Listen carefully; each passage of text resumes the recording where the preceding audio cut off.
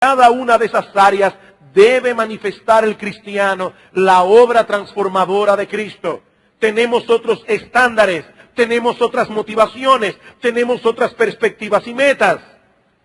Pero al llegar a esta parte, a esta última sección de la carta, Pablo nos hace ver que no es un asunto sencillo para los cristianos vivir como cristianos. Porque tan pronto hicimos la paz con Dios por medio de Cristo, nos pasamos a otro bando en una guerra sin cuartel entre el bien y el mal.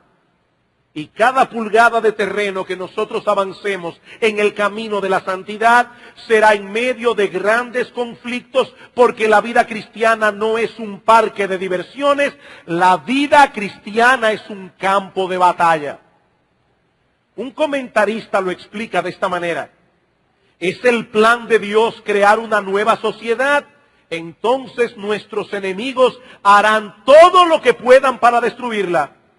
¿Ha derribado Dios a través de Jesucristo las paredes que dividían a los seres humanos de razas diferentes y culturas distintas? Entonces el diablo, por medio de sus enemigos, luchará por reconstruir esas paredes otra vez. Es la intención de Dios que su pueblo reconciliado y redimido viva junto en armonía y pureza. Entonces los poderes del infierno sembrarán en ellos las semillas de la discordia y el pecado. Eso es lo que Pablo nos está diciendo aquí.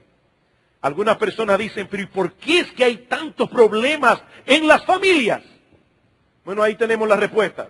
Pablo acaba de hablar precisamente de la vida familiar. Esposos, amad a vuestras esposas. Esposas, someteos a vuestros maridos. Hijos, obedeced a vuestros padres. Padres, criadlos en la disciplina y amonestación del Señor. Y ahora dice, pero fortaleceos en el Señor y en el poder de su fuerza. El que crea que esto es un asunto fácil y sencillo, está viviendo una utopía irrealizable.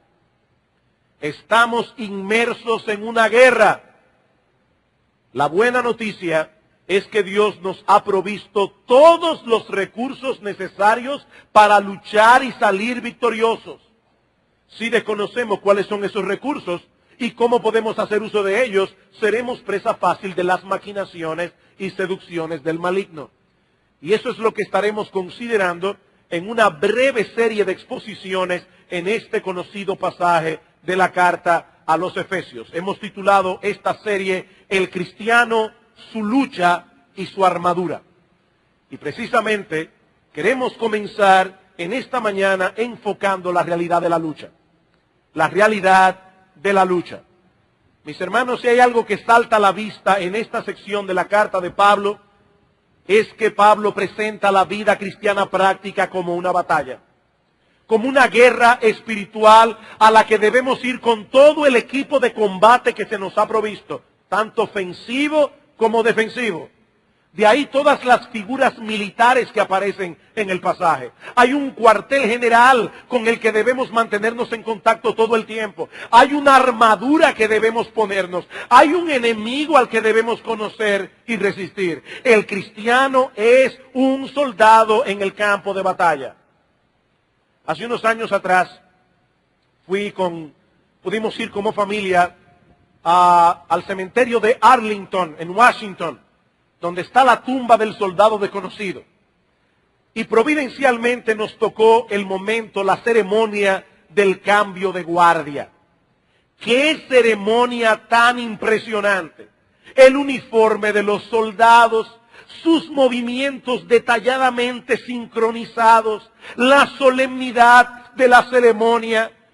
Pero mis hermanos, una cosa es ver a un soldado en una ceremonia como esa, en una parada militar, y otra muy distinta, lo que esos hombres experimentan en el campo de batalla.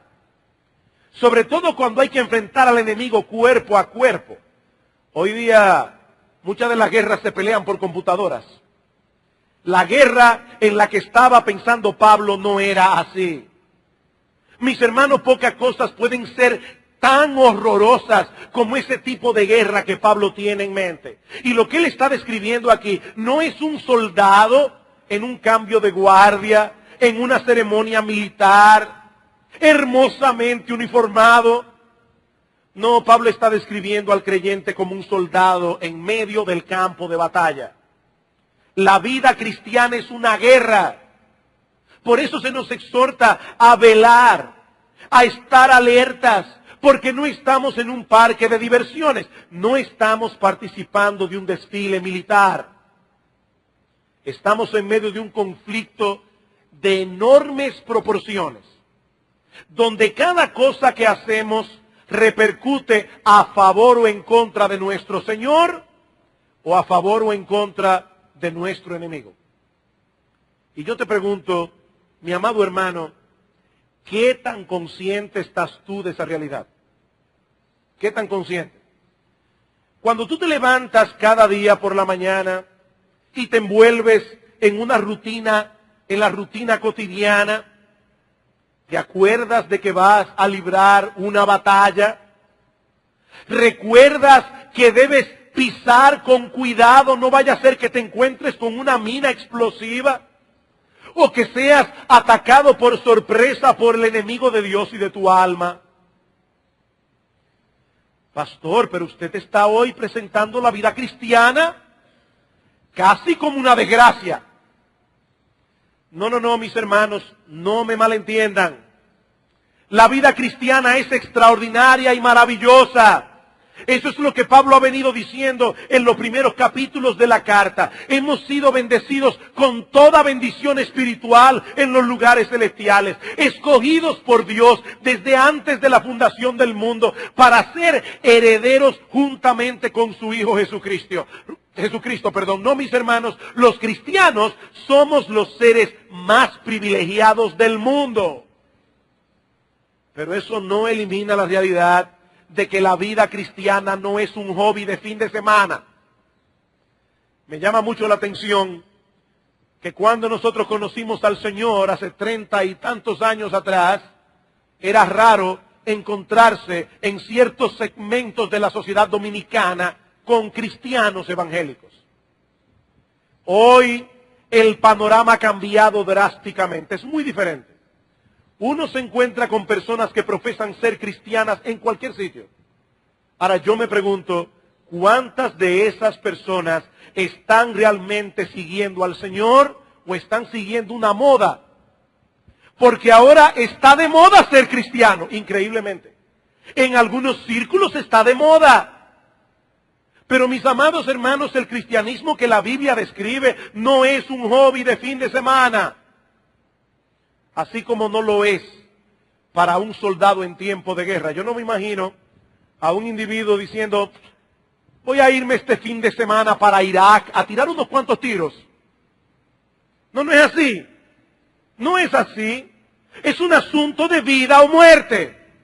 Cada día nos enfrentamos con nuevas dificultades, con nuevos peligros. Y lamentablemente muchos creyentes dan la impresión de no estar apercibidos de esa realidad. De que alrededor de nosotros se está librando un conflicto de repercusiones eternas.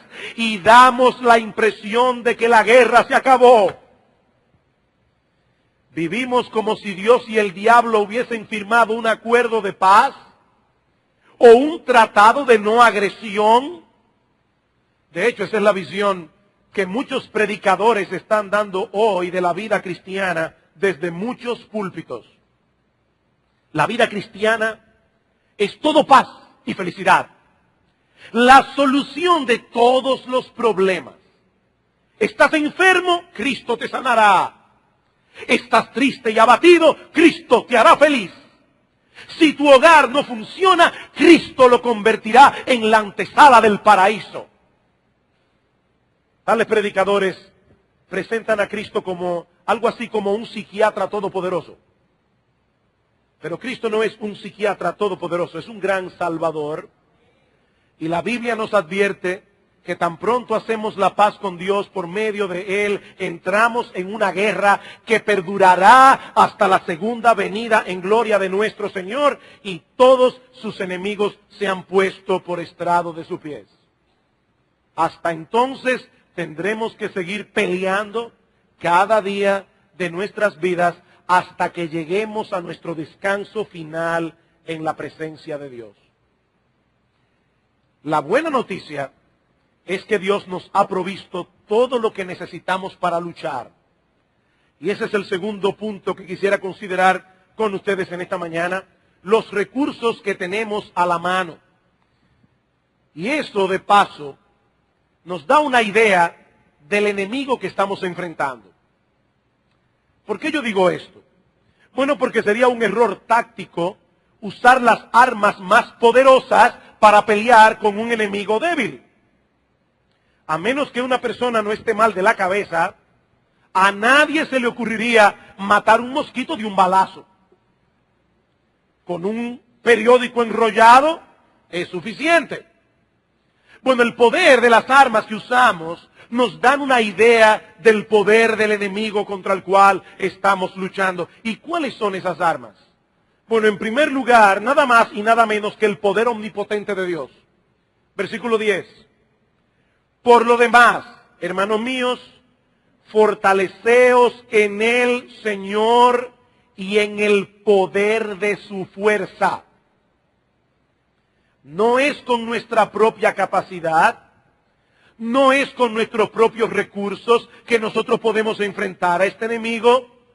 Dios ha puesto a nuestra disposición su poder omnipotente. Y una de las cosas que Pablo pide por los efesios en oración era precisamente que los hermanos estuviesen conscientes de eso. Noten en el capítulo 1, Efesios capítulo 1, Pablo está orando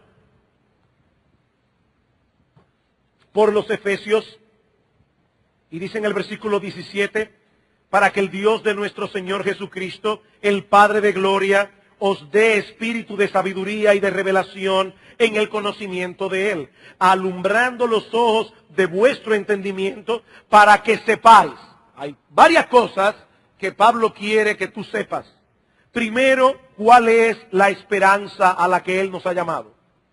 Segundo, ¿cuáles las riquezas de la gloria de su herencia en los santos?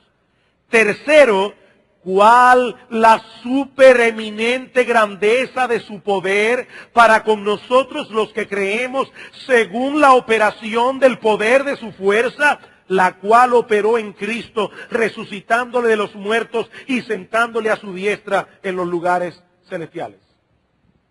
Mis hermanos, ¿cuál es el poder que Dios ha puesto a nuestra disposición? El mismo que operó en la tumba de nuestro Señor cuando venció la muerte, quitó la piedra y resucitó con gloria y con poder. Así que no hay razón para vivir una vida cristiana mediocre y derrotada. No, la lucha es fuerte, el enemigo es cruel y poderoso, pero el poder omnipotente de Dios ha sido puesto a nuestra disposición. ¿Qué debemos hacer entonces? Fortalecernos en Él. Fortaleceos en el Señor. Pastor, honestamente, esa fraseología a mí me resulta abstracta. No la puedo agarrar. ¿Cómo es eso de que yo debo fortalecerme en el Señor? Bueno, en primer lugar, eso implica no confiar en absoluto en nosotros mismos. ¿Ustedes han visto esos cristianos que uno le advierte y le dice, fulano, ten cuidado con tal cosa, porque aunque es algo legítimo, te puede llevar a pecar? No, yo sé hasta dónde llego. Tan pronto un creyente piensa, yo sé hasta dónde llego, es indudable que esa persona está confiando en sí misma. No, mi hermano, no confíes en ti mismo. No confíes en ti mismo. Como dice el himno que compuso Martín Lutero, nuestro valor es nada aquí. Con él, refiriéndose a Satanás, todo es perdido. No confíes en ti mismo. No pretendas vivir la vida cristiana en tus propias fuerzas, mi hermano, porque no podrás. No podrás. Y nunca es más débil un cristiano que cuando se cree capaz. Nunca es más vulnerable un cristiano que cuando se cree fuerte. ¿Recuerdan ustedes lo que hizo Pedro cuando Cristo le dijo, Pedro, esta noche, antes de que el gallo cante, me negarás 3 veces? No, Señor. Yo sería incapaz de una traición semejante. Aunque todos te abandonaren, yo nunca te abandonaré. En otras palabras, yo no sé los demás discípulos. Me da la impresión de que algunos de ellos pudieran traicionarte, Señor. Pero mi amor por ti es tan fuerte que yo no sería capaz. Unas horas más tarde, juraría con maldición que él no conocía al Señor. Que él no conocía al Señor. Hermanos, si vamos a pelear bien esta batalla, tenemos que entender esto. En nuestras propias fuerzas no tenemos la más mínima posibilidad de salir victoriosos. Separados de mí, dice el Señor, nada podéis hacer. Es por eso que Pablo hace una declaración tan paradójica en 2 Corintios capítulo 12, diciendo, yo me glorío en mi debilidad, porque cuando soy débil, entonces soy fuerte. Cuando soy débil, cuando tengo esta conciencia de debilidad, es que yo vengo a ampararme bajo el poder de Cristo y entonces soy fuerte. La conciencia de nuestra propia fragilidad. Mis hermanos, el enemigo que estamos enfrentando es demasiado poderoso, es demasiado astuto. No debemos confiar en nosotros mismos. Pero en segundo lugar, si queremos fortalecernos en el Señor, lo segundo que debemos hacer es orar continuamente. Orar a Él continuamente. Decía un autor, la oración de un cristiano no es un intento de forzar la mano de Dios, sino un reconocimiento humilde de impotencia y dependencia. Cada vez que un cristiano ora, está reconociendo delante del Señor que no puede con ese asunto, pero que él confía plenamente en el hecho de que Dios sí puede. Señor, yo no confío en mí, pero confío plenamente en ti. Esa es la esencia de la oración cristiana, un reconocimiento humilde de impotencia y dependencia. Por eso dice Jerry Bridges que depender de Dios continuamente es orar continuamente. Depender de Dios continuamente es orar continuamente. Pablo dice en 1 Tesalónicas 5:17 que debemos orar sin cesar. Algunas personas dicen, mire pastor, yo no tengo mucha capacidad de concentración como para orar largas horas como algunas personas. Y si leen una biografía como la de Martín Lutero, que decía que si él no oraba cada mañana por lo menos 3 horas, el día de él estaba perdido, uno dice, bueno, yo ni me acerco a ese estándar. Bueno, te voy a dar otro dato de otro siervo de Dios. Un predicador del pasado decía, yo no puedo muchas veces orar más de 10 minutos de corrido. Ahora trato de nunca pasar más de 10 minutos sin orar. Orad sin cesar. Orad sin cesar. ¿Por qué? Porque a lo largo del día vamos a necesitar la asistencia de Dios para poder manifestar los frutos del Espíritu en cualquier situación que se presente, para tomar decisiones sabias, para resolver conflictos con otra persona, para hacer bien nuestro trabajo, para hacerlo con una buena motivación. Señor, voy a ver a un cliente, dame sabiduría, dame gracia para yo poder hacer este negocio para tu gloria. Constantemente, orad sin cesar. Porque todo eso es imposible sin la ayuda de Dios. Estamos en guerra y la oración es el walkie-talkie que nos comunica con el cuartel general. Yo recuerdo cuando se pusieron de moda los walkie-talkie, que nuestro padre nos consiguió uno y nosotros usábamos el walkie-talkie para jugar. No sé cómo descubrimos que el walkie-talkie desde cierta distancia dañaba las señales de la televisión y nos íbamos por el barrio, nos poníamos en las ventanas a dañar la señal de televisión a la gente. Sobre todo a unas tías de nosotros. Pero mis amados hermanos, Ese walkie-talkie que Dios nos ha dado no es para jugar. Tampoco es un intercom como el que algunos tienen en las casas, muy cómodo, que tú puedes desde la habitación decir, por favor en la cocina que me traigan un vaso de agua. Eso no es la oración. La oración es un walkie-talkie para tiempos de guerra, para comunicarnos con el cuartel general y pedir para el momento oportuno consejos tácticos o cobertura aérea. Para eso Dios nos dio la oración. Es un recurso que vamos a necesitar cuando seamos enviados al campo de batalla. Y allí podemos pedir auxilio por medio del transmisor. Mi amado hermano, si quieres seguir avanzando en tu vida cristiana, entiende que no podrás ganar una sola pulgada de terreno a menos que a través de la oración te fortalezcas en el Señor y en el poder de su fuerza. Señor, estoy viendo los movimientos de mi corazón. Esto que mi hijo o mi hija ha hecho me está enfurfurando por dentro. Yo sé que estoy a punto de explotar como un montante, pero Señor, yo te ruego que en medio de esta situación me concedas la gracia del fruto del Espíritu, de manera que yo pueda reaccionar con mansedumbre, con paciencia, con tolerancia.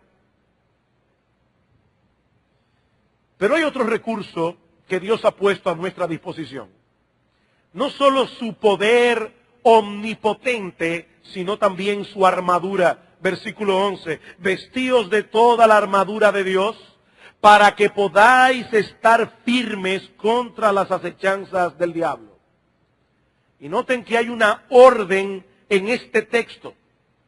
Pablo nos exhorta primero a fortalecernos en el Señor, pero luego nos manda vestirnos de toda la armadura de Dios, porque ambas cosas son necesarias. Debemos depender de Dios, pero eso no elimina la responsabilidad que tenemos nosotros de cultivar y poner en práctica aquellos elementos de la vida cristiana que nos van a permitir enfrentar al enemigo en una manera adecuada. ¿Y por qué yo digo esto? Porque algunas personas creen erróneamente que la confianza en Dios elimina toda responsabilidad de parte nuestra. De hecho, algunas personas se molestan cuando desde el púlpito se predican sermones donde se habla de deberes cristianos. ¿Por qué se habla tanto de deberes? Solo ríndete al Señor y deja que Él haga la obra. Ahora, ¿eso qué significa? ¿Qué significa rendirse al Señor?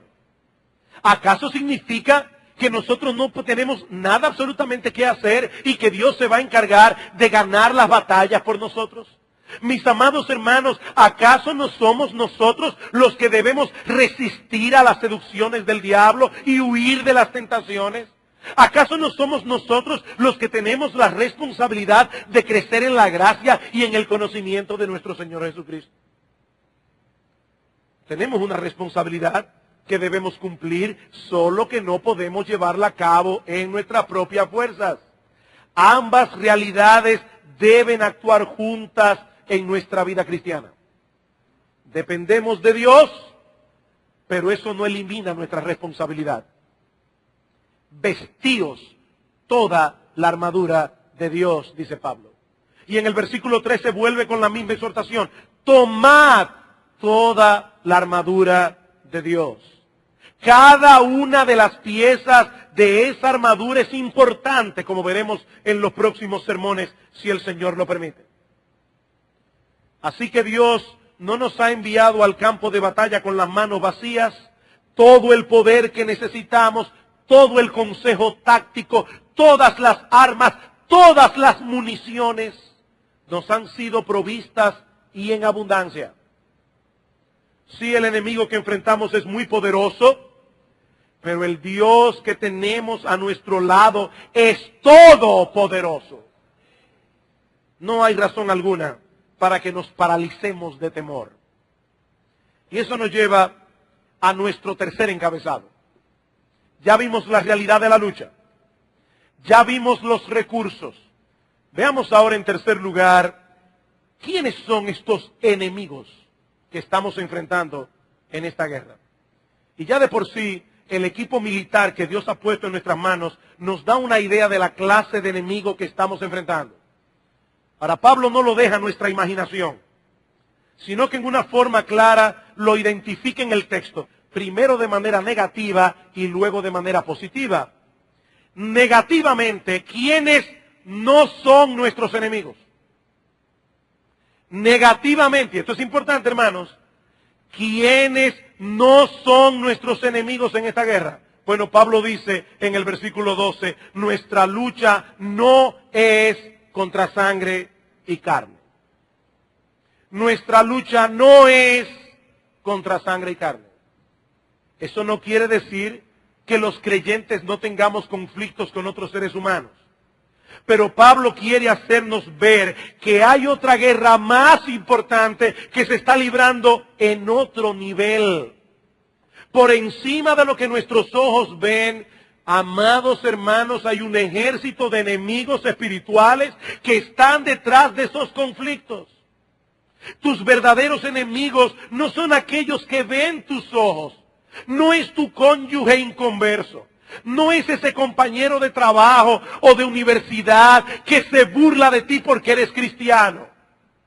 Y mucho menos tus enemigos son los hermanos de la iglesia. Nuestra lucha no es contra sangre y carne. Sí, muchas veces Satanás y sus huestes usarán a personas de carne y sangre para atacarnos y molestarnos. Pero nosotros debemos ser capaces de ver más allá. Debemos ver la verdadera batalla que se está librando en ese momento entre el reino de la luz y el reino de las tinieblas. Mis amados hermanos, voy a repetir otra vez, nuestra lucha no es contra sangre y carne. Yo pienso que si los cristianos recordaran esto más a menudo, no se enredarían tanto en tantas controversias y pleitos con otras personas. Nuestros verdaderos enemigos no se ven con los ojos. Y precisamente por eso son más peligrosos. Ahora yo sé que hablar de Satanás y hablar de los demonios en esta época científica parece escandaloso. Ya me imagino yo algunas personas aquí pensando, ¿y estos individuos realmente creen que existe Satanás y una hueste espiritual de seres que le sirven? Sí, yo lo creo. Ahora, si esa es tu forma de pensar, yo quiero hacerte a ti una pregunta. ¿Y tú cómo sabes que no existen? ¿Cómo tú sabes que esos seres no existen? ¿Acaso no hubo una época en que los hombres se burlaron de Pasteur y de muchos otros cuando comenzaron a hablar de los gérmenes invisibles que causaban enfermedades? La ignorancia de la gente de aquella época no les permitía ver que ciertamente habían gérmenes que causaban enfermedades. Hoy tenemos equipos que nos permiten ver esos microorganismos que no se ven a simple vista. Es por ignorancia que las personas en el día de hoy niegan la existencia del diablo. Es por ignorancia que niegan la existencia de los demonios. Y así como en la época de Pasteur, los médicos no tenían cuidado con los utensilios que usaban para hacer operaciones y muchas veces mataban a los pacientes por infección, pues esa misma ignorancia en el día de hoy tiene a muchas personas esclavizadas al diablo. Son esclavos. Lamentablemente, el día llegará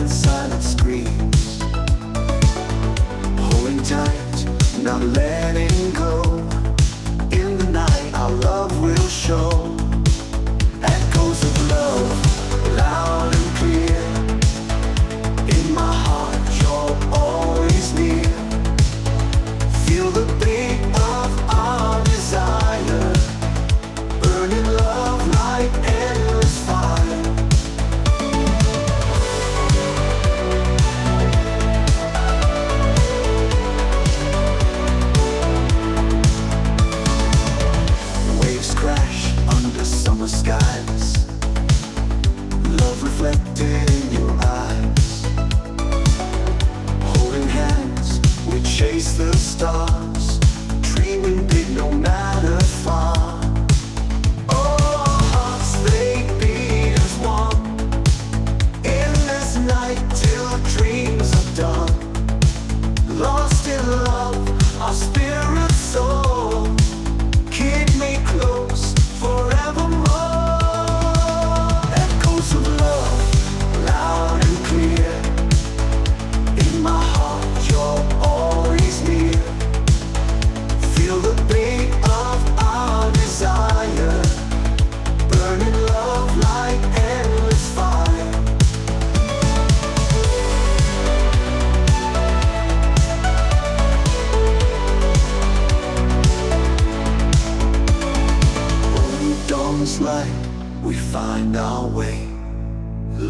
first light will guide the day. Through the night, we found our truth. In the dawn, our love's relentless youth. Echoes of love, loud and clear,